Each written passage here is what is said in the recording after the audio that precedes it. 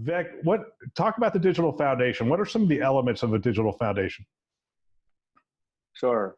Sounds like you've been busy today reading the 1,700 some pages that came out, but that's okay. I read the bullet points, but go ahead. Yeah, I was doing that too all day, but no, just kidding.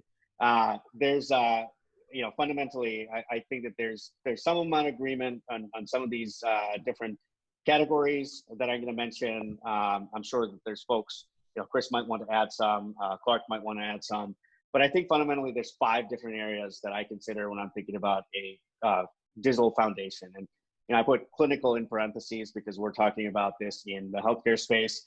I think it's true of any digital foundation, but there's 5, and Chris, some of these will sound familiar to you, right? So one is around infrastructure, so consistent infrastructure, and I'll talk a little bit about each of these, and then we can dive into your questions.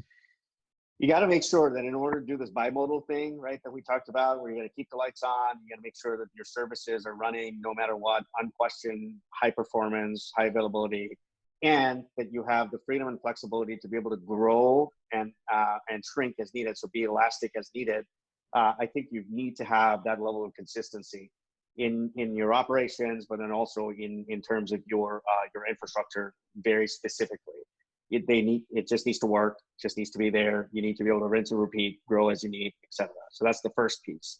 Second pillar is around operations, and I kind of touched on this previously. So again, consistent operations. So consistency in terms of being able to say, I have, I'm going to start embracing the future world of service-based delivery, right? So I have a service catalog, and I have the ability to be able to go through and provide these services. Now, we're very far away from being able to do that, but just conceptually, those are the kinds of things that we could probably take and apply to have a really good, solid digital foundation. So that was the second piece, consistent operations. The third one that I like to add, and I like to think of here, is around experience. So if you actually say, one of the pillars of my digital foundation is consistent experience, then you can sort of peel apart and say, okay, who are my constituents? Who am I trying to provide these experiences to? Is it just my patients? Is it my patients and their families? Is it my patients, families, and caregivers? Is it all of the above plus the IT staff?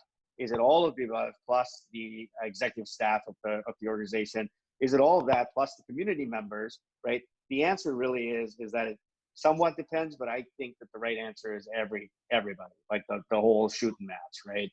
And this will kind of come back to the ruling that you mentioned here in just a second. And then the last 2 elements, and Chris touched on this a little bit before, and I've been thinking quite a bit about this, and Chris might want to touch on this a little bit more, is like this whole concept around productivity, right? So a core tenet of the digital foundation ought to be increased productivity. And the increased productivity is for your staff, but then also for folks that are trying to use the services that you're trying to provide them as an IT organization. So it's not only onboarding, so somebody comes on and you're able to get them off to the races very quickly, but also about like taking the friction out of everything that you're doing on a daily basis. Productivity, like just think about all of the millions and millions of dollars that companies like Microsoft have spent in terms of recasting very slowly over time, reshaping what the overall operating system experience is for the user, but then also for the provisioner of those services, right? So you're like, Windows 10 is like completely off this, off the beaten path, if you will, of original operating systems. So that's the fourth piece. And then the last piece, which again is like Maslow, right? You got to have it. It's intrinsic security. You can't have a digital foundation and bolt on security. I said that previously, I'm going to repeat that again. It's got to be built in at all of the layers.